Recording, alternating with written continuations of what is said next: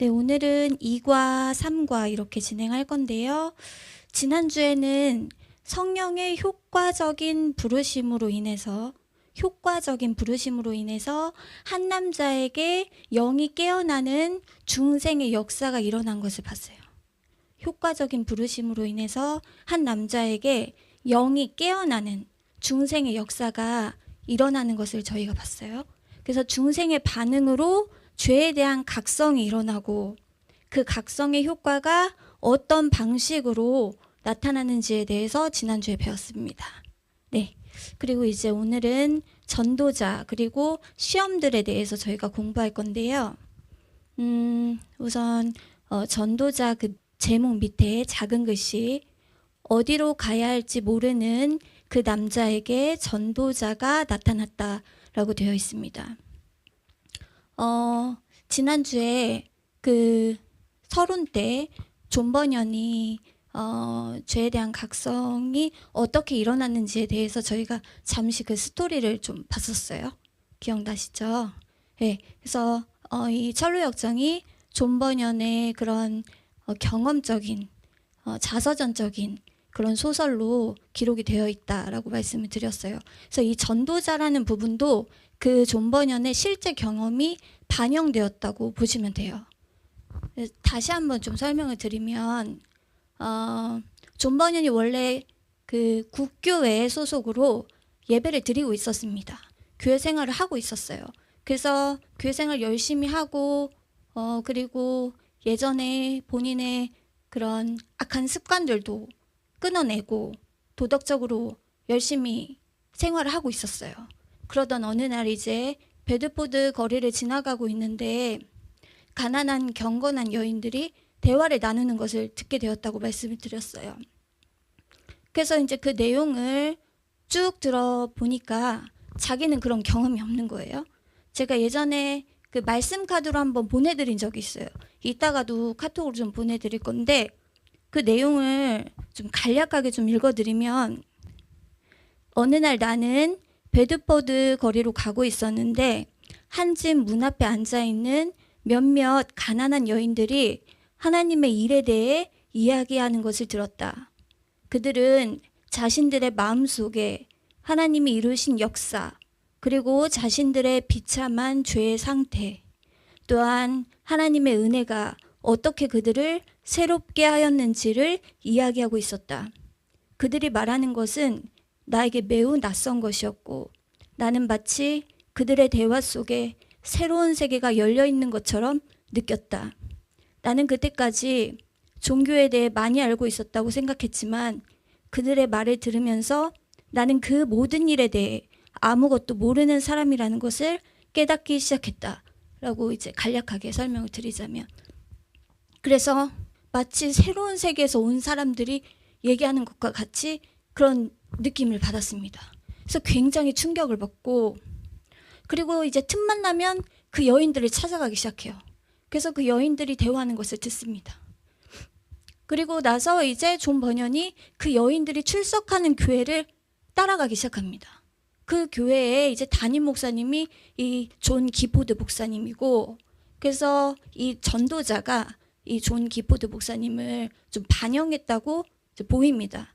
그래서 이제 존 버년이 그 베드포드 교회를 다니기 시작하면서 이 존 기포드 목사님의 설교를 듣고 또 양육을 받고 그러면서 약 4년간 굉장히 죄에 대한 각성이 계속 지속되면서 결국은 복음의 확신을 갖게 됩니다. 그게 이제 십자가의 체험으로 나타났다고 보시면 돼요. 네. 그래서 이 전도자는 존 버년의 실제 경험이 좀 반영되었다라고 보시면 되겠습니다. 말씀 하나 보고 가시면 에베소서 4장 11절로 12절 말씀. 네, 에베소서 4장 11절로 12절 말씀 함께 읽겠습니다. 시작. 그가 어떤 사람은 사도로, 어떤 사람은 선지자로, 어떤 사람은 복음 전하는 자로, 어떤 사람은 목사와 교사로 삼으셨으니 이는 성도를 온전하게 하여 봉사의 일을 하게 하며 그리스도의 몸을 세우려 하심이라. 네, 하나님께서는 그리스도의 몸을 세우기 위해서 교회 안에 직책을 세우셨다라는 거. 저희가 이거 에베소서 강의할 때 저희가 배웠습니다. 그래서 목자장이신 예수 그리스도께서 다시 이 땅에 오실 때까지 하나님께서 교회 안에 자기 피로 세운 이 교회를 잘 양육할 수 있도록 양떼들을 지키기 위해서 목자와 교사를 세우셨다라는 것. 왜 이 목사와 교사가 필요하냐? 우리는 거듭났어도 다 양과 같아서 각기 제 길로 가는 본성상 그런 어긋나고 왜곡된 길로 나아가는 존재이기 때문에 하나님께서 이렇게 목자와 교사를 세우셨다. 그래서 목자의 의무는 성도들이 그리스도의 몸으로 자라가는 데 필요한 하나님이 세우신 방편들을 부지런히 사용하도록 감독하고 돌보는 것이에요. 그리고 또 이리 때로부터 보호하는 것이 이 목자의 역할이다라는 것.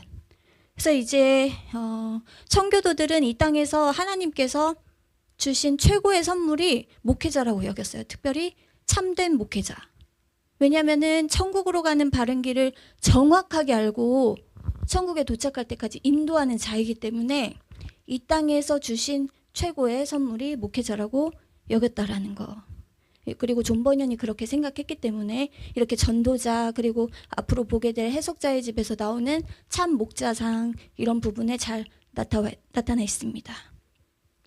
이제 본문으로 들어가시면 나는 그 남자가 이곳저곳을 바라보는 것을 보았는데 그는 마치 달려가고 싶어 하는 것 같았다라고 되어 있습니다. 마치 달려가고 싶어 하는 것 같았다는 거예요. 누군가 알려만 준다면 당장 달려가고 싶은 상태입니다. 절박한 심령의 상태인 거예요. 그러나 그는 여전히 서 있었다. 왜 서 있냐? 어느 길로 가야 할지 몰라서. 그때 나는 전도자라는 사람이 그에게 다가와 무엇 때문에 우느냐고 묻는 것을 보았다. 그때라는 거예요. 하나님의 섭리입니다. 하나님께서 만나게 하신 거예요. 근데 무엇 때문에 우냐고 묻고 있어요? 이거는 몰라서 묻는 것이 아닙니다. 이미 전도자는 그 사람이 이제 죄의 각성으로 인해서 우는 걸 알고 있어요. 근데 정확하게 진단하기 위해서 묻는 것이에요. 그 남자는 선생님, 제가 가지고 있는 성경책에 의하면 저는 죽음의 정죄를 받게 되어 있으며 그 후 심판에 이르게 되어 있습니다. 라고 말하고 있어요. 죽음의 정죄와 심판이 자기 앞에 놓여 있다. 이 성령의 역사로 인한 각성의 표지가 분명하게 드러납니다. 한 번 죽는 것은 정해진 것이고 그 후에는 심판이 나에게 놓여 있습니다. 이것을 분명하게 보고 있는 상태예요. 그런데 저는 기꺼이 죽을 수가 없으며 심판을 받기도 싫습니다. 라고 대답했다. 그러자 전도자는 이 세상의 삶은 수많은 죄악을 동반하는데 왜 죽고 싶어 하지 않습니까? 라고 말했어요. 또 질문하고 있죠. 계속해서 영적 상태를 분명하게 알기 위해서 진단하고 있는 모습입니다. 그 남자는 왜냐하면 저의 등에 있는 이 무거운 짐이 무덤보다 낮은 곳으로 나를 침몰시켜서 도배 속으로 떨어지는 것이 두렵기 때문입니다. 라고 되어 있습니다. 이 도뱃은 쓰레기장, 태우는 곳, 용광로, 지옥 이런 뜻이 있습니다. 그래서 죽음 이후에 펼쳐질 영원한 고통과 하나님의 진노, 정죄의 심판에 대한 두려움을 지금 고백하고 있어요. 선생님, 저는 감옥에 가는 것도 견딜 수 없는데 심판에 이르는 것과 심판을 받는 것은 분명히 더 견딜 수 없을 것입니다. 이런 생각들이 저를 눈물 나게 합니다. 라고 대답했어요. 네. 지금 이 하나님의 말씀의 효과이거든요. 아까 전에 이 성경에 의하면이라고 말하고 있잖아요. 지금 이 한 남자는 성경을 놓고 있지 않습니다. 계속해서 성경을 붙들고 있는 거예요. 그래서 말씀은 구원의 수단이기 때문에 매우 매우 중요하다라는 거. 그러자 전도자는 당신의 상황이 그렇다면 왜 당신은 이곳에 그대로 서 있습니까? 라고 말했다.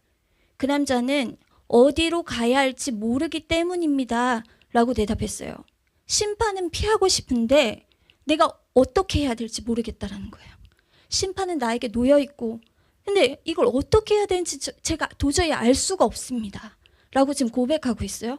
근데 우리가 보통 이런 영혼을 만나게 되면은 와, 이 정도로 지금 죄에 대해서 벌벌 떨고 있다고? 막 이렇게 성경을 계속 읽으면서 죄와 심판에 대해서 이렇게까지 각성이 일어났다고 하면 보통 어떻게 합니까? 예수님을 제시합니다. 저를 따라해 보세요. 이렇게 하면서. 그렇게 되어 있어요. 근데 절대 그렇게 하고 있지 않아요? 이럴 때 이제 저희가 주의해야 되는 건데요. 그때 전도자는 그와 같이 복음을 제시하지 않고 그 남자에게 양피지 두루마리 하나를 주었는데 거기에는 다가올 진노를 피하라고 적혀 있었다. 이 양피지 두루마리 하나는 하나님 말씀입니다. 다가올 진노를 피하라는 하나님의 말씀을 주었어요. 왜 이런 말씀을 줬냐? 부지런함과 결심을 촉구하도록 하는 말씀을 준 겁니다. 그 남자는 두루마리를 읽은 후 전도자를 주의 깊게 바라보았다. 그리고 내가 어디로 피해야 합니까? 라고 물었다. 그때 전도자는 손가락으로 넓은 들 너머를 가리키면서 저 너머에 좁은 문이 보입니까? 라고 물었어요. 이 좁은 문은 온전한 회개입니다.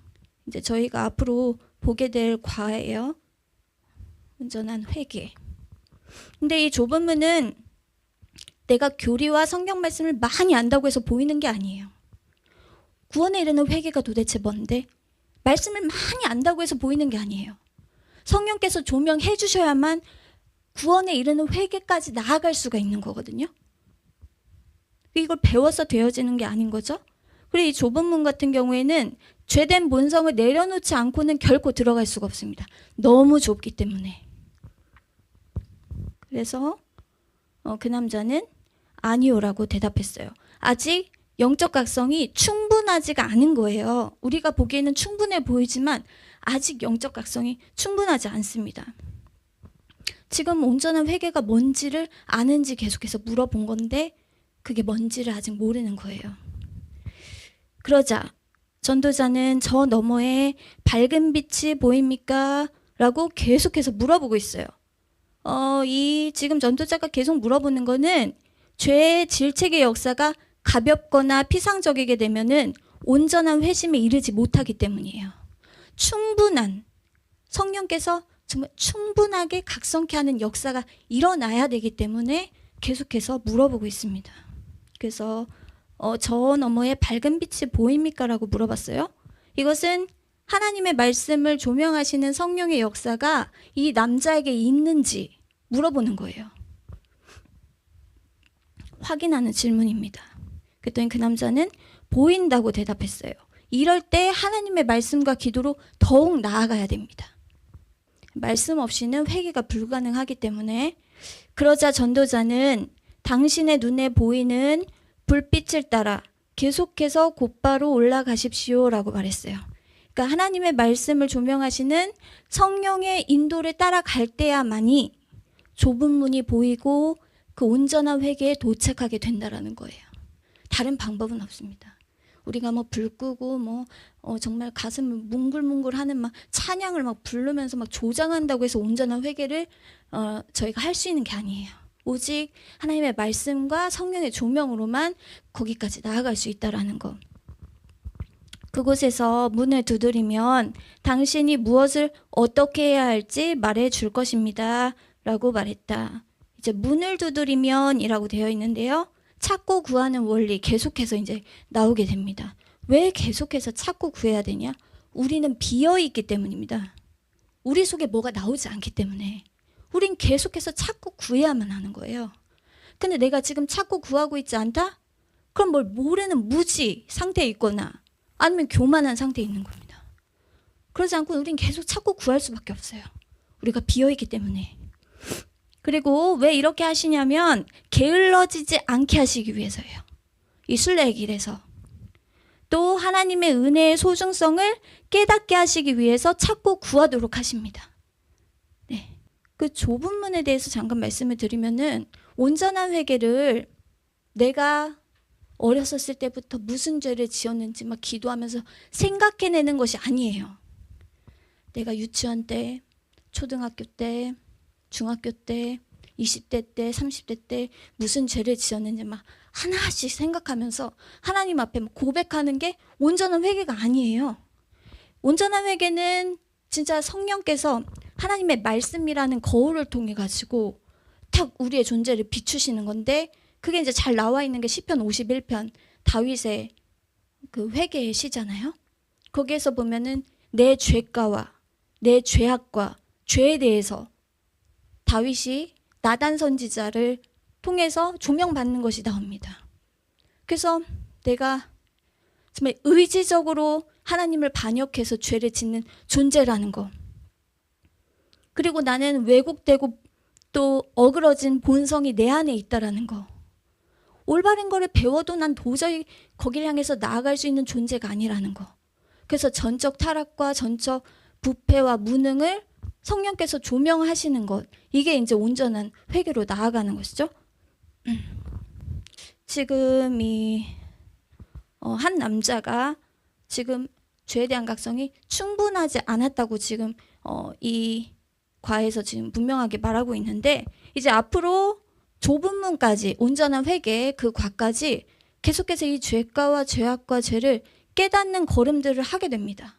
머리로 아는 게 아니고 내가 경험적으로 정말 그러한 죄인이구나라는 것을 충분히 각성하는 걸음들을 이제 하게 돼요.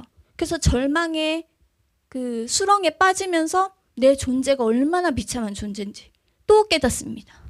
또 가면서 내가 하나님의 말씀을 지킬 수 있을 것 같은데, 율법을 지킬 수 있을 것 같은데, 어떤 내 열심, 내 의지 같은 것들을 막 해보려고 합니다. 그게 이제 도덕마을, 율법주의자의 길로 나아가잖아요. 그걸 통해서 또 자기의 비참을 또 깨닫게 되는 거예요. 그래서 아직 죄에 대한 각성이 지금 충분하지가 않다라는 거 꼭 아셔야 돼요. 그래서 결론은 이제 온전한 회개까지 나아가게 됩니다. 저희가 질문 몇 가지 보고 갈 건데, 1번. 전도자는 누구입니까? 전도자는 복음 사역자에 해당된다. 그 남자에게 전도자는 하나님의 섭리이다. 그 남자가 가야 할 방향을 지시해 주도록 하나님께서 보내신 은혜의 수단이다. 그 전도자는 가야 할 길에 대해서 선명하고 정확하게 알고 있는 자여야 합니다. 먼저 그 길을 걸어본 자만이 그 길을 정확하게 알려줄 수가 있잖아요. 누군가가 이제 어떤 길을 가려고 하는데 내가 그 길을 정확하게 안다고 하면 가르쳐 줄 수 있지만, 근데 내가 그 길에 대해서 가본 적은 없어. 근데 내 주변 사람들이 가봤기 때문에 많이 들었어. 그래서 내가 지식으로는 너무 잘 알아. 그 길을. 난 직접 가보진 않았어요. 근데 그래서 거기에는 무슨 마을이 있고 또 뭐 2갈래로 갈라지는지 3갈래로 갈라지는지 들어서 너무나도 잘 압니다. 그렇게 해서 가르쳐주는 사람이 있어요. 근데 직접 가본 자만이 그 계단이 부러져 있으니까는 걸어갈 때 넘어질 수 있습니다. 이런 디테일한 것까지 가르쳐줄 수가 있는 거죠. 근데 이제 내가 교리적으로 내가 경험은 없는데 지식은 많이 안다고 해서 앵무새처럼 누구한테 들은 걸 그대로 이렇게 전달만 하는 건 아무 능력이 없습니다. 그 한 영혼을 실제 좁은 문과 좁은 길과 천성까지 인도할 수 있지를 않아요. 그래서 직접 이것을 경험적으로 아는 자만이 이것을 감당할 수 있다. 그래서 참목자는 하나님의 섭리고 은혜의 섭리라는 거. 말씀 하나 보고 가시면은 마태복음 18장 6절로 7절. 전도자의 역할이 이렇게 중요하다라는 것을 성경에 이렇게 기록하고 있습니다. 네, 한번 읽어보겠습니다. 시작. 누구든지 나를 믿느니 작은 자 중 하나를 실족하게 하면 차라리 연자 맷돌이 그 목에 달려서 깊은 바다에 빠뜨려지는 것이 나으니라. 실족하게 하는 일들이 있음으로 말미암아 세상에 화가 있도다. 실족하게 하는 일이 없을 수는 없으나 실족하게 하는 그 사람에게는 화가 있도다. 네, 그러니까 이쪽으로 가면 됩니다. 전 그렇게 알고 있어요. 라고 해서 가르쳐 줬어요. 근데 그 길이 아닌 거예요? 그럼 이 땅에서도 굉장한 손해를 보게 되잖아요. 그 사람이. 시간과 여러 가지 노력이 물거품이 됩니다. 근데 영원한 것에 대해서 내가 정확한 길을 가보지도 않아놓고 그 길이 맞다고 내가 이렇게 설명을 해줬는데 만약에 훗날 심판대 앞에서 그게 아니라고 한다고 하면은 화가 있다고 분명히 예수님께서 말을 하고 계시죠. 4번입니다. 4번. 그 남자는 무엇을 두려워하고 있습니까? 그 남자는 악인에 대한 하나님의 심판을 두려워하고 있다. 욥기서 하나 보고 할게요. 욥기 20장 26절로 29절 말씀. 악인에 대한 하나님의 심판입니다. 네, 시작. 큰 어둠이 그를 위하여 예비되어 있고 사람이 피우지 않은 불이 그를 멸하며 그 장막에 남은 것을 해치리라. 하늘이 그의 죄악을 드러낼 것이요 땅이 그를 대항하여 일어날 것인즉 그의 가산이 떠나가며 하나님의 진노의 날에 끌려가리라. 이는 악인이 하나님께 받을 분깃이요 하나님이 그에게 정하신 기업이니라. 네, 이것을 그 남자는 자신이 여기에 해당된다고 보고 있는 거예요. 자신은 악인이라고 직시하고 있습니다. 근데 나는 이 정도는 아니야. 나는 이렇게까지 악인은 아니야 라고 만약에 생각한다면 그러면 아직 죄에 대한 각성이 일어나지 않았거나 충분하지 않은 상태라고 보시면 됩니다. 근데 참된 성령께서 유효한 역사로서 주시는 그 구원에 이르는 회개로 나아가게 하는 각성은 이 성경에 있는 모든 심판의 대상이 나라는 것.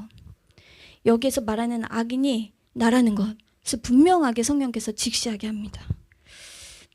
그리고 7번. 그 남자의 눈에 좁은 문이 잘 보이지 않았던 이유는 무엇입니까? 그 남자는 전도자가 좁은 문을 지시해 주었지만 눈에 보이지 않았다. 아직 영적 각성이 충분하지 않기 때문이에요. 그는 아직 영적인 것을 분명하게 깨달을 수 있는 상태가 아니다. 성령의 각성의 역사가 그 남자에게 더욱 필요한 거예요. 충분하게 필요한 거죠. 그래서 마가복음 8장에 보면은 예수님께서 맹인의 눈에다가 침을 뱉어가지고 안수해서 눈을 보이게 하는 사건이 기록되어 있습니다. 근데 그래서 침을 뱉어서 안수를 해줘서 좀 보였어요.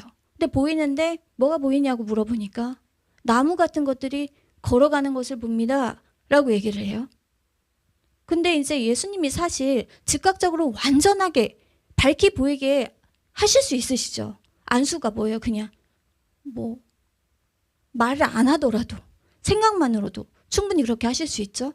근데 재차 다시 안수를 함으로써 이제 밝히 온전하게 보게 하십니다.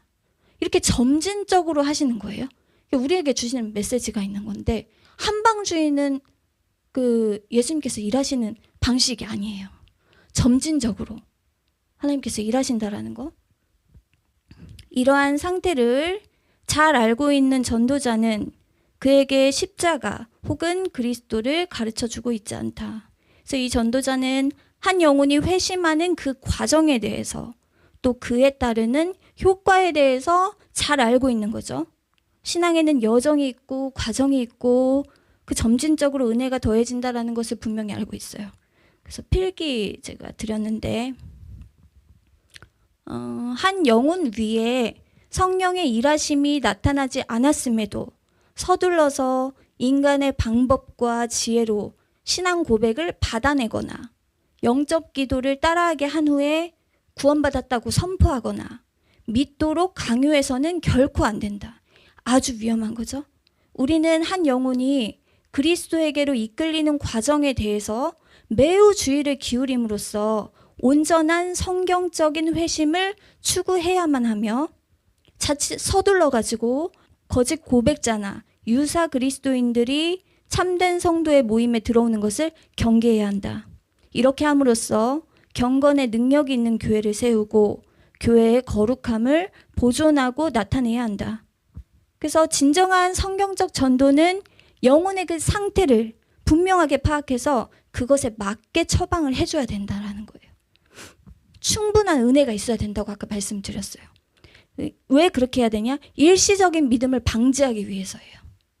우리가 막 서두르면 이제 일시적인 믿음이 양산되는 겁니다.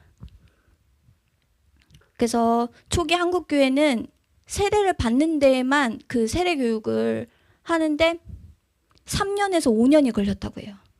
가르치고 점검하고 또 가르치고 점검하고 이렇게 세례를 받는 데만 3년에서 5년이 걸렸어요. 근데 요즘에 한국교회는 그렇지 않잖아요. 뭐 6개월, 1년 동안 주일 성수만 잘해도 바로 세례를 받습니다. 근데 그때는 그러지 않았다는 거예요. 이 세례 심사를 하는 것도 굉장히 수준이 높아서 거의 강도사 고시 수준으로 굉장히 엄격하게 했다고 해요. 네, 8번. 불빛을 따라가는 것은 무엇을 의미합니까? 불빛을 따라가는 것은 말씀을 따라가는 것을 의미한다. 말씀을 굉장히 강조하고 있어요. 그리고 말씀으로 한 걸음씩 인도를 받는 것이다. 말씀의 중요성을 존 번역은 굉장히 강조합니다. 말씀 하나만 거기 적혀 있는 말씀인데요. 베드로 후서 1장 9절이라고 되어 있는데 본문에는 1장 19절이 적혀 있었거든요. 1장 19절 말씀 보도록 하겠습니다. 함께 읽겠습니다. 시작.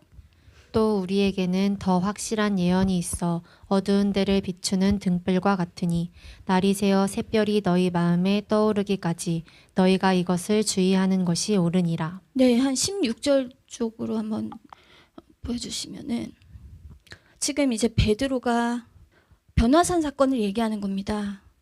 우리는 예수님의 크신 위엄을 직접 본 자다. 그러면서 17절에 지극히 큰 영광 중에서 이런 소리가 그에게 나타나기를 이는 내 사랑하는 아들이요 내 기뻐하는 자라 하실 때 그가 하나님 아버지께 존귀와 영광을 받으셨다. 이것을 베드로가 직접 봤잖아요. 세 제자가 변화산에 가서 모세와 엘리야가 나타나서 예수님과 더불어 얘기하는 것을 봤습니다. 지금 이 사건을 지금 얘기하면서 뭐라고 그랬냐면 19절에 근데 우리가 이 놀라운 광경을 직접 봤는데 더 확실한 예언이 있다 라고 하면서 성경을 강조하고 있습니다. 저라면은 모세와 엘리와 예수님을 직접 봤어요?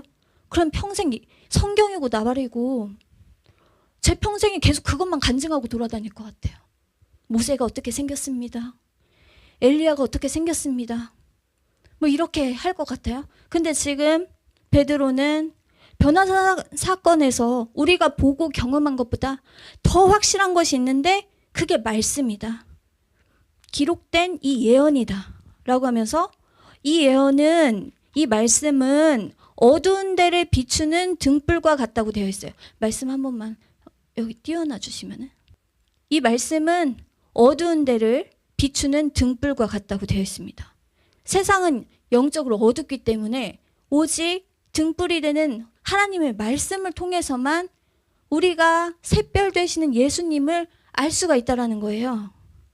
이제 이 샛별은 요한계시록 22장 16절 보면은 찾아보진 않을게요. 근데 새벽별 예수님을 말하고 있습니다. 그래서 이 예수님께서 우리 마음에 완전하게 조명될 때까지 너희는 말씀만을 주의해서 말씀 안에 거해서 그 안에 계속 걸어가는 것이 옳다라는 거예요. 무슨 쓸데없는 환상, 어떤 체험 이런 것들 추구하지 말고 오직 말씀이라는 겁니다. 그래서 성도는 오직 성경이라는 자세를 견지해야 된다라는 거를 꼭 기억을 하셔야 돼요. 그래서 성경이라는 등불을 떠나서는 바른 길을 찾을 수도 없고 특별히 예수님에 대해서 조명받을 수가 없다라는 거를 아셔야 됩니다. 네, 이렇게 2과를 마치고 3과로 넘어가겠습니다. 네, 3과 시험들인데요. 이제 앞으로 약 4가지의 시험들이 등장해요. 근데 이제 오늘 볼 거는 인간관계에 대한 시험입니다. 인간관계에 대한 시험 오늘 볼 건데 거의 작은 글씨 믿음의 길 혹은 순례의 길을 떠나려고 할 때 그 길을 떠나지 못하도록 시험이 반드시 찾아온다라는 거예요. 나는 이런 시험을 받아본 적이 있는가? 점검을 해보셔야 되는 거죠. 반드시 찾아옵니다. 마귀가 있기 때문이에요. 그래서 각성과 함께 시작되는 마귀의 유혹, 시험에 대해서 분명하게 알아야 돼요. 분명히 오기 때문에. 유혹과 시험을 통해서 그 사람의 각성과 은혜의 진정성이 드러나는 거예요. 이 시험들을 통해서 이 사람의 각성이 진짜였는가, 은혜의 진정성이 진짠가 드러나게 됩니다. 진정한 각성이 아닐 경우에는 이러한 시험들을 통해서 떨어져 나갑니다. 그게 바로 일시적인 각성이었다라는 게 드러나는 거죠. 그래서 참된 믿음은 지속성을 통해서 확인되어진다라는 거 꼭 아셔야 돼요. 말씀 보시면 누가복음 9장 61절로 62절입니다. 네, 함께 읽겠습니다. 시작. 또 다른 사람이 이르되 주여 내가 주를 따르겠나이다마는 나로 먼저 내 가족을 작별하게 허락하소서. 예수께서 이르시되 손에 쟁기를 잡고 뒤를 돌아보는 자는 하나님의 나라에 합당하지 아니하니라 하시니라. 네, 그래서 이제 첫 번째 시험은 가족으로부터 오게 됩니다. 나는 꿈속에서 그 남자가 뛰기 시작하는 것을 보았다라고 되어 있습니다. 우리 앞전에서는 이제 전도자를 만나기 전에 그 남자가 달려가고 싶으나 어디로 가야 할지 그 길을 몰라서 못 가고 있었어요. 근데 이제는 알게 되니까 어떻게 해요? 달려갑니다. 달려가는 것이 지금 분명하게 보이고 있죠. 전도자가 지시하자마자 즉각적으로 순종하고 있어요. 이게 이제 믿음이 발생된 거죠. 그래서 참된 믿음은 순종을 동반합니다. 우리 이제 믿음과 순종의 관계에 대해서는 기독교 강요에서 많이 봤기 때문에 참된 믿음은 반드시 순종을 동반한다는 거. 그래서 믿음은 뿌리라고 보시면 돼요. 뿌리. 그래서 뿌리가 있다고 하면 당연히 열매가 나오는 거죠. 내가 믿음이 있다고 하면은 반드시 열매로서 순종이 발현되는 거예요. 참된 믿음은 그 야고보서 2장에 분명하게 2장 내내 참된 믿음은 순종을 동반한다. 행위가 없는 믿음은 그 자체가 그 믿음이 죽어 있는 것이다라고 분명히 말을 하고 있잖아요. 그런데 이제 말씀이 믿음을 지탱시킨다는 것도 아셔야 돼요. 내가 말씀이 없다면 믿음은 그냥 쓰러져 버립니다.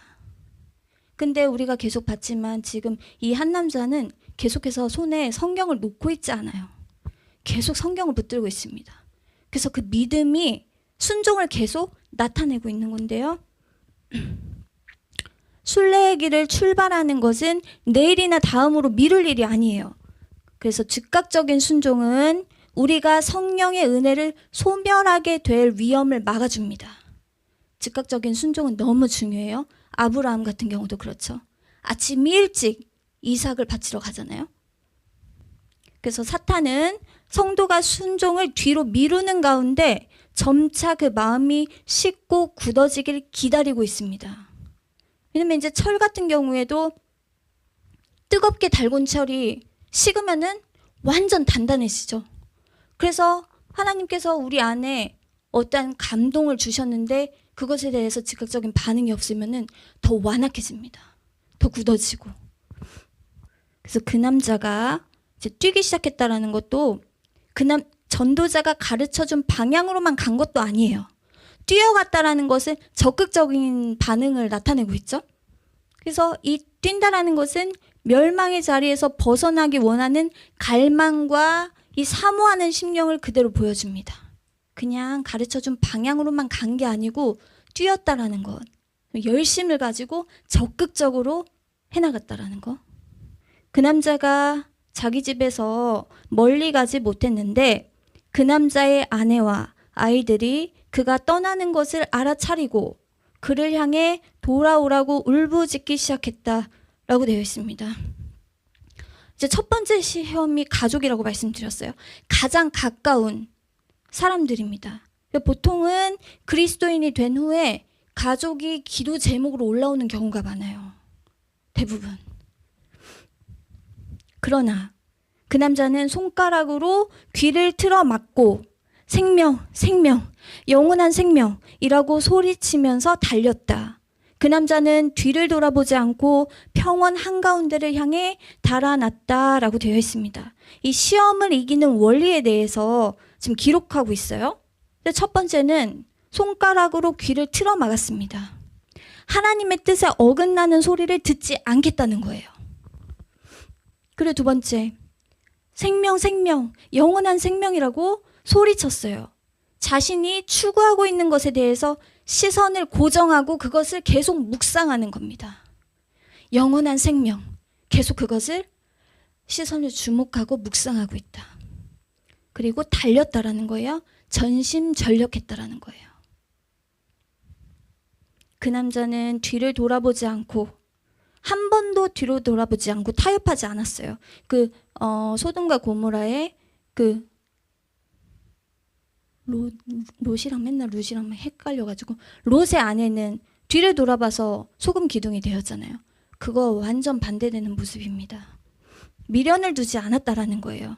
자기가 있었던 곳에 자신의 옛 삶에 대해서 미련을 두지 않았다. 평원 한가운데를 향해서 달아났다라는 것은 좌로나 우로나 치우치지 않고 곧바로 나아갔다라는 거예요. 근데 이제 이것은 따라한다고 해서 따라해지는 것이 아닙니다. 이거는 성령의 행하심의 효과예요. 이거 내가 이대로 해야지 한번 해서 이게 지속되는 게 아니에요. 이것을 통해서 진짜 성령께서 안에서 역사하고 계시는구나를 확인하게 되는 거예요. 빌립보서 말씀 보고 가시면 2장 13절. 네, 함께 읽겠습니다. 시작. 너희 안에서 행하시는 이는 하나님이시니 자기의 기쁘신 뜻을 위하여 너희에게 소원을 두고 행하게 하시나니. 네, 그 남자 안에 성령께서 소원을 두고 행하게 하시는 거예요. 네, 그리고 이제 두 번째 시험이 오는데요. 이웃들, 친구, 동료로부터 이제 시험이 옵니다. 이웃 사람들도 그 남자가 달려가는 것을 보기 위해 나왔다. 그 남자가 달려가고 있을 때 어떤 이들은 조롱했고 또 다른 이들은 위협했으며 돌아오라고 소리치는 사람도 있었다라고 되어 있습니다. 그래서 마귀에게 속해 있던 한 영혼이 하나님께 나아갈 때 마귀는 날뛴다라는 걸 꼭 아셔야 돼요. 마귀의 총 공세가 있다라는 것을 기억해야 된다. 그래서 예전보다 더 삶이 어려워질 수도 있어요. 근데 필연적인 모습으로 이런 것들이 나타날 수 있다라는 거, 이걸 이상히 여길 필요가 없다라는 거. 그래서 이 남자처럼 시선 싸움, 그리고 내 정체성이 무언가에 집중하셔야 됩니다. 그래서 그들 가운데 두 사람이 그 남자를 힘으로 붙잡아 데려오기로 결심했어요.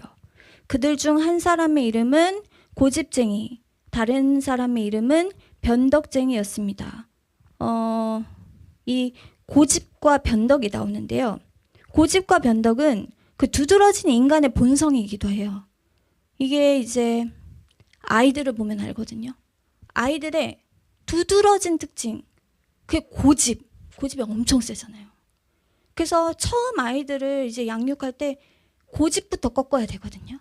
그래서 고집과 변덕이에요. 이렇게 한다고 했다가 또 저렇게 한다고 했다가. 이게 인간의 되게 두드러진 특징을 나타내고 있습니다. 그 남자는 이 두 사람, 고집과 변덕, 여기 이제 제가 읽는 부분은 우리 내면의 고집과 변덕으로 생각해서 들으셔야 돼요. 제가 지금 이제 읽는 부분은 실제 고집과 변덕 같은 친구가 이웃이 있을 수 있지만 내 안에서 일어나는 고집과 변덕으로 시선을 보시면서 이렇게 읽을게요. 이 두 사람, 고집과 변덕은 상당히 떨어져 있었어요. 그 남자와. 그러나 이 두 사람, 고집과 변덕은 그 남자를 추격하기로 마음을 먹고 뒤쫓아갑니다. 내 안에서 이제 일어나는 거예요. 이러한 반응이, 고집과 변덕이. 그리고 얼마 안 돼서 두 사람은 그 남자를 붙잡아 버렸어요. 고집과 변덕이 이 사람 내면에서 작용되기 시작한 거예요. 한 사람이 회심의 사건을 앞두고 있을 때 이 내적으로 외적으로 이 전쟁이 일어난다라는 것을 묘사하고 있는 거예요. 내적 갈등에 대해서. 그 남자는 이웃이여 왜 나를 따라왔습니까? 라고 물었다. 내 이웃처럼 죄된 본성은 아주 밀착되어 있다라는 거예요. 이 옛사람이죠, 옛사람. 내 이웃이요. 이렇게 고백하잖아요. 두 사람은 당신을 설득해 우리와 함께 돌아가기 위해서입니다. 라고 대답했어요. 그러나 그 남자는 절대 그럴 수 없소. 내가 태어난 곳이기도 하며 당신들이 거주하는 곳은 멸망의 도시입니다. 얼마 안 있어 당신들은 그곳에서 죽을 것이며 불과 유황이 타오르고 무덤보다 낮은 곳으로 빠질 것입니다. 사랑하는 이웃이여 안심하고 나와 함께 갑시다 라고 말했어요. 그들의 멸망의 비참함을 알고 계속해서 전도하고 있습니다. 고집쟁이는 친구들과 우리가 좋아하는 것을 버리고 떠나라고요 라고 반문했다. 크리스천은 그 남자의 이름은 크리스천이었다. 이제 대답하는데요. 이제 이름이 바뀝니다. 여기서 이름이 이제 그 남자, 한 남자에서 크리스천으로 바뀌어요. 구원 얻는 믿음의 증거가 분명히 나타났기 때문입니다. 지금 믿음의 효과가 이전에서부터도 나왔지만 이제 앞으로 계속해서 참된 믿음은 이렇게 반응이 나타나는구나를 저희가 알 수가 있어요. 근데 이제 버리고 떠나라고요 라고 고집쟁이가 말하죠. 근데 이제 스스로 내가 하나님의 백성이라고 하면서 버려야 된다라는 거, 그리고 내가 떠나야 된다라는 것조차 모르는 분들이 계십니다. 이런 개념도 없으면 문제가 있는 거죠. 우리가 순례기를 우리가 하나님의 자녀로서 믿음 생활을 한다라는 것은 무언가를 버리고 어디로부터 떠나는 것이 반드시 있어야 됩니다. 아브라함을 통해서 말하고 있잖아요. 창세기 12장에 본토 친척 아비집을 떠나야 되는 겁니다. 근데 내가 아직 안 떠났어? 그럼 시작도 안 한 거예요. 믿음 생활 시작도 안 한 겁니다. 교회 안에 있어도. 그래서 네, 당신이 버려야 할 모든 것은 내가 즐기기 위해 찾는 것과 비교할 수 없을 정도로 값어치가 없는 것들입니다. 계속해서 이제 이 본문을 주목하시면 버리고 버려야 할 찾는 것 찾고 있습니다. 부지런히 찾는 자들 계속 버리는 것 찾는 것 버리는 것 찾는 것이 이 본문에 굉장히 강조하고 있습니다. 그래서 저희가 본문을 볼 때 무슨 말이 계속 강조되는지를 보시는 것도 굉장히 이 본문을 이해하는 데 유익하거든요. 그래서 지금 이 크리스천 같은 경우에는 무엇을 버려야 할지 분명하게 알고 있어요. 그리고 이 세상과 영원한 것에 대한 가치 판단을 분명히 하고 있습니다. 그 보화를 발견한 자와 또 진주장사의 비유들이 나타나잖아요. 그리고 당신이 나와 함께 간다면 그것을 가질 수 있습니다. 당신도 내가 대접받는 것과 같은 대우를 받을 수 있습니다. 왜냐하면 내가 가는 그곳은 풍족해서 함께 나눌 수 있기 때문입니다. 자, 함께 갑시다. 그리고 내 말을 시험해 보십시오. 확신을 가지고 계속해서 전도하고 있습니다. 고집쟁이. 당신이 찾는 것이 무엇이요? 당신이 세상의 모든 것을 버리고 찾으려는 것이 무엇이요? 지금 이웃도 크리스천이 버리고 찾고 구하는 것을 인지하고 있어요. 그게 보인다라는 거예요. 그래서 중생된 자의 변화는 주변에서도 분명하게 인지가 됩니다. 저 사람 자꾸 뭘 버리고 뭔가를 찾고 있다라는 것을. 크리스천, 나는 썩지 않고 더럽혀지지 않는 그리고 빛이 바래지 않는 기업을 찾고 있습니다. 이것은 천국에 안전하게 쌓여 있으며 정한 시기가 오면 부지런히 찾는 자들에게 주어질 것입니다. 부지런히 찾는 자들, 천국은 침노하는 자의 것이라는 하나님의 말씀을 확고하게 믿고 붙들고 있어요. 그래서 부지런히 찾고 있죠. 만약 원하신다면 이 책을 읽어보세요 라고 하면서 또 성경입니다. 크리스천의 믿음의 근거는 오직 성경이에요. 고집쟁이. 당신의 성경을 집어치우시오. 우리와 돌아가겠소 안 가겠소. 크리스천, 안 돌아갑니다. 왜냐하면 나는 손에 쟁기를 잡고 있기 때문입니다. 이게 확고부동한 믿음이죠. 내가 넘어질지언정 돌아가지는 않겠다는 거예요. 과거로 절대 안 돌아가. 이게 성령께서 이 크리스천의 의지를 갱신시키셨다라는 증거가 계속 나타나는 거예요. 고집쟁이, 변덕쟁이 씨, 이리 오시오. 우리만 돌아갑시다. 저 사람은 버려두고 집으로 갑시다. 이런 미친 사람들은 바보가 됩니다. 이런 자들은 마침내 환상을 갖게 되면 일곱 사람이 주는 이유보다 자신의 눈으로 판단하는 것이 더욱 지혜롭다고 생각합니다. 그때 변덕쟁이가 말했다. 욕하지 말아요. 만약 선한 크리스천이 말한 것이 진실이라면 그가 찾는 것이 우리의 것보다 더욱 좋은 것입니다. 나는 크리스천을 따라가고 싶은 마음이 듭니다. 네, 이 변덕쟁이는 일시적인 믿음의 특징을 나타내는 인물이에요. 일시적인 믿음이요. 어느 정도 가다가 중도에 포기하는 자들. 교회 안에는 남아있을 수 있어요. 근데 열심도 없고 그냥 교회 생활만 하는 거죠. 근데 지금 나는 가고 싶다라는 거예요. 감정적인 동요가 일어난 거지 성령께서 유효한 역사로서 의지를 갱신시키셨기 때문에 이와 같은 마음을 갖고 있는 게 아닙니다. 고집쟁이. 뭐라고? 이 사람 멍청한 사람 아닌가? 나는 내가 알아서 할 것이요. 나는 내가 있던 곳으로 돌아가겠소. 이렇게 머리가 이상한 사람이 당신을 어떻게 인도하겠소? 돌아갑시다. 돌아가자고요. 제발 현명하게 생각해 보시오. 이성적으로 생각하라는 거예요. 크리스천. 아니요, 당신도 당신 이웃인 변덕쟁이와 함께 갑시다. 내가 말한 것을 가질 수 있고 그 외에도 많은 영광을 얻을 수 있습니다. 당신이 만약 나를 믿지 못하겠거든 이 성경을 읽어보세요. 또 성경입니다. 계속 성경. 그 안에 있는 진리들은 그분의 피로 확증되었습니다. 사실성을 강조하고 있는 거예요. 성경의 사실성에 대해서. 변덕쟁이. 그래요, 내 이웃 고집쟁이 씨. 이제 결정할 때가 되었어요. 나는 이 선한 사람과 함께 가렵니다. 그리고 내 운명을 그와 함께 하겠어요. 그런데 내 좋은 친구요. 당신은 원하는 장소에 이르는 길을 알고 있습니까? 전도자라는 분에게서 지시를 받았습니다. 그분은 우리 앞에 있는 좁은 문을 향해 빨리 가라고 했으며 그곳에서 우리는 길에 대한 지시를 받을 수 있습니다. 사견이 없어요. 오직 그 전도자가 가르쳐준 가르침만을 단순하고 확고부동하게 붙들고 순종하는 모습이에요. 다른 생각이 없어요. 왜? 성경을 붙들고 있기 때문에 그래요. 계속 성경을 붙들고 있기 때문에.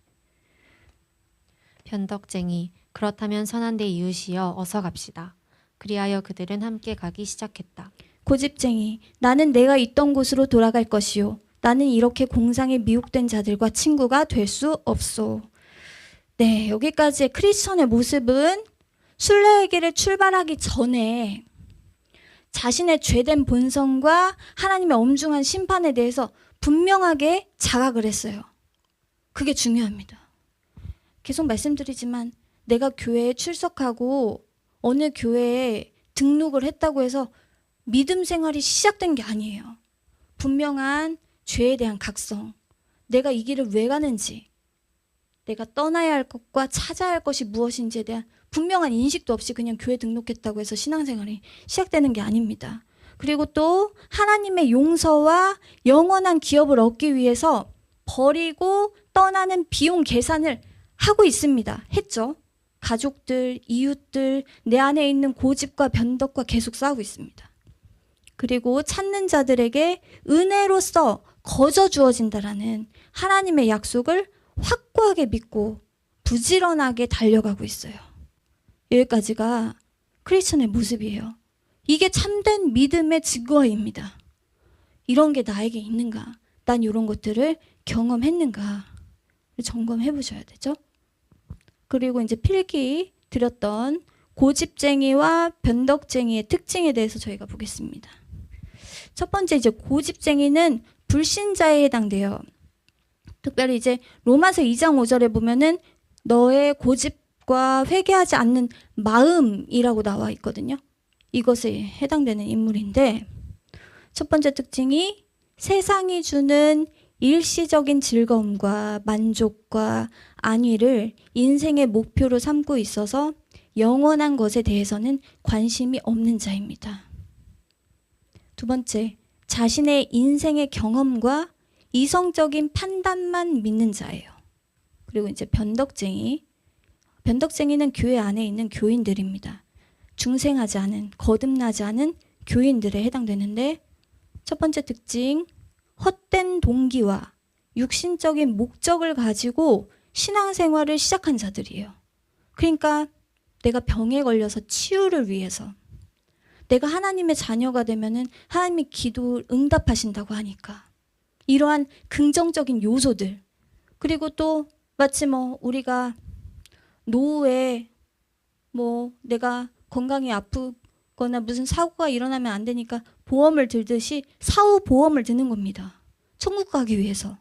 그런 식으로 육신적인 생각으로 교회를 다니게 된 자들이 이 변덕쟁이.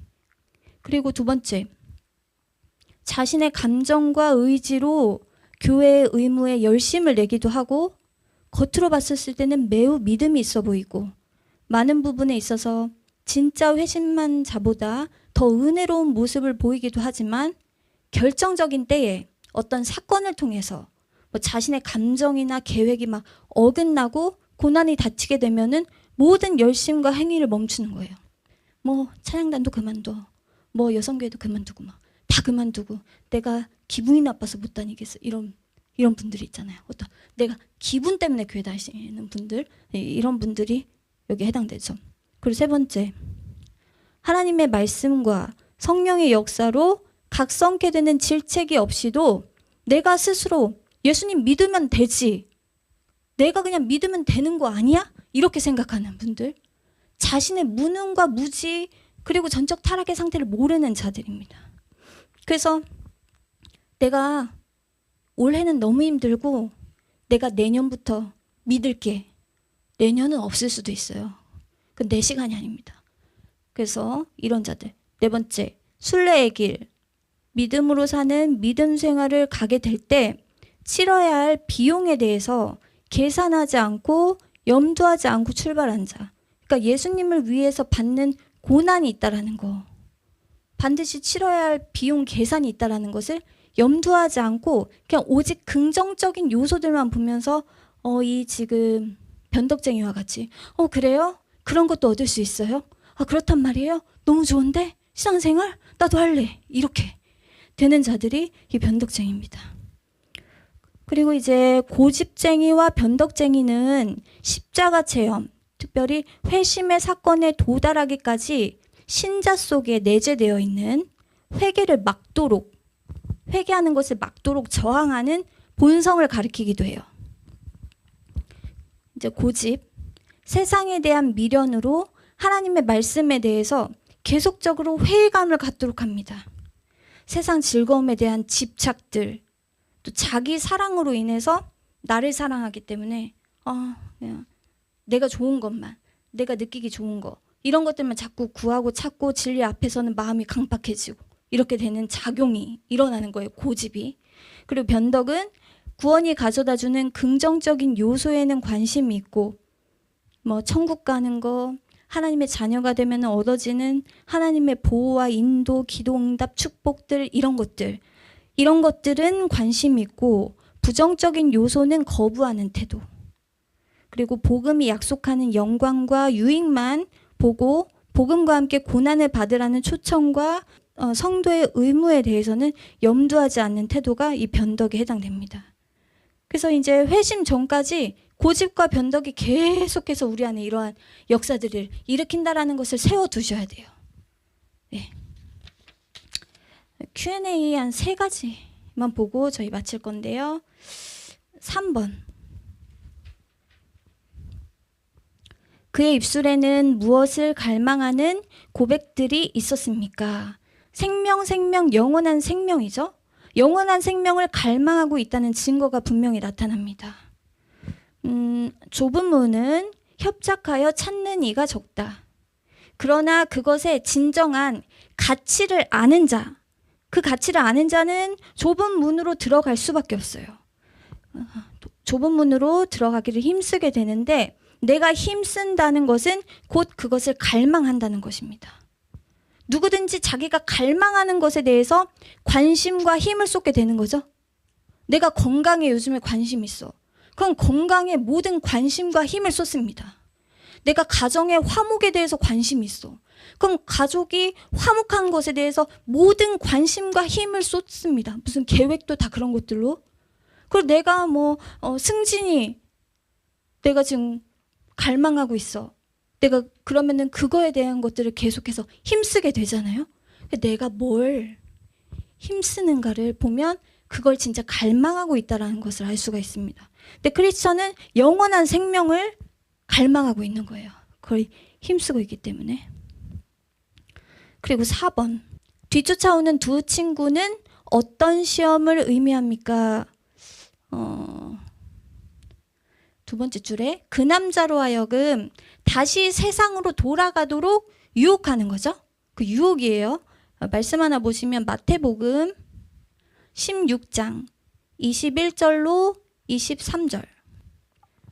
네, 베드로가 예수님이 십자가를 지는 것에 대해서 막는 본문입니다. 시작. 이때로부터 예수 그리스도께서 자기가 예루살렘에 올라가 장로들과 대제사장들과 서기관들에게 많은 고난을 받고 죽임을 당하고 제3일에 살아나야 할 것을 제자들에게 비로소 나타내시니 베드로가 예수를 붙들고 항변하여 이르되 주여 그리 마옵소서 이 일이 결코 주께 미치지 아니하리이다. 예수께서 돌이키시며 베드로에게 이르시되 사탄아 내 뒤로 물러가라. 너는 나를 넘어지게 하는 자로다. 내가 하나님의 일을 생각하지 아니하고 도리어 사람의 일을 생각하는도다 하시고. 네, 예수님께서 십자가를 향해서 나아갈 때 영광스러운 하나님의 뜻을 이루려고 나아갈 때에 누가 막냐면 가장 가까운 제자가 막습니다. 저희도 마찬가지예요. 우리가 하나님께 나아갈 때, 우리가 회심을 향하여 나아갈 때 내 가까운 본성이 막고 내 가까운 가족이 막고 내 이웃 친척이 막습니다. 네. 이것을 분명히 알아야 된다라는 거. 그 6번. 믿음의 길을 향해 출발하려면 가장 먼저 전제되는 것이 무엇입니까? 라고 되어 있어요. 믿음의 길을 향해 출발하려면 세상적인 것과 죄에서 떠나야 한다. 계속 강조드리죠. 출발하려면 떠나야 되는 거예요. 이건 너무 당연한 겁니다. 내가 미국을 가려고 하면은 한국에서 떠나야죠. 한국에 있으면서 난 미국을 가고 있어. 난 지금 가고 있고 난 한 중간 정도 왔어. 난 지금 태평양을 지났어. 이건 망상입니다.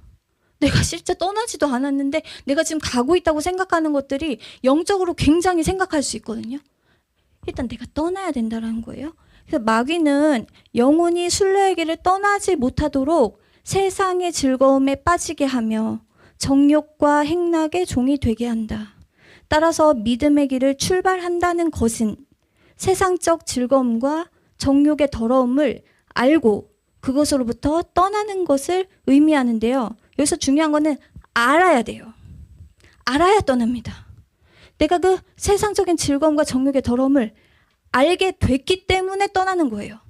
이것은 성령의 조명이죠. 그리고 또 영이 깨어났다는 반응으로서 떠나게 되는 거예요. 떠나는 것들을 통해서 이 사람의 영이 중생되었구나. 그 더러움을 아는 거구나. 이렇게 알 수가 있는 거죠. 인간의 의지와 결단으로서 죄된 습관들을 내가 이제 그만하고 친구들과 이제 절연하고 이런 것들이 일시적으로는 할 수가 있어. 근데 지속되진 않아요. 결론은 또 거기로 돌아갑니다. 또 그 사람들과 어울리고 또 옛날에 내가 하던 거를 또 하게 되고. 존 버년도 그랬거든요. 존 버년의 이제 과거를 돌아보면은 이제 존 버년 같은 경우에 욕을 굉장히 많이 했다고 그래요. 욕쟁이였다고. 그래서 욕을 엄청 하고 그리고 세상 향락, 오락, 그리고 막 춤추기 이런 것들이 엄청 존 버년이 즐기던 것들인데 이제 교회를 다니게 되면서 이러면 안 되는 거구나 해서 그때 당시에 죄에 대한 각성이 없을 때 종교 생활을 하고 있었을 때 국교회 교회를 다니고 있을 때 욕을 안 해요. 욕을 안 하는데 속으로 합니다. 속으로 하는 거예요. 입으로는 욕을 안 하는데 속으로는 그 사람을 비방하고 속으로는 살인하고 계속 이렇게. 그렇지만 입 밖으로는 안 하니까 변화됐다고 착각을 하고 살아가고 그랬어요. 근데 이제 어느 날 말했지만 그 경건한 여인들의 대화를 들으면서 자기는 이제 겉으로만 나타나지 않을 뿐이지 내 속에는 두꺼비와 같이 더러운 것들이 내 속에서 계속해서 뿜어져 나온다라는 것을 이제 각성되기 시작합니다. 그래서 이러한 죄 그리고 이제 과거의 습관들 이것은 인간의 결단으로 떠나는 게 아니다. 그럼 반드시 중도에 멈추거나 돌아가게 된다. 근데 이제 문제는 굳이 안 떠나도 된다라는 설교자들이 있는 게 문제예요. 그래서 넓은 길로 가도 내 마음에 전혀 부담감이 없도록 설교하는 거. 이런 것들이 문제라는 거. 그래서 믿음의 조상 아브라함도 창세기 12장에 나와 있지만 떠났고, 또 애굽에서도 우리가 가나안으로 가기 위해서는 반드시 떠나는 게 전제가 되어 있다라는 거. 그래서 나는 그와 같은 것들을 떠났는가 점검해 보시면 좋을 것 같습니다.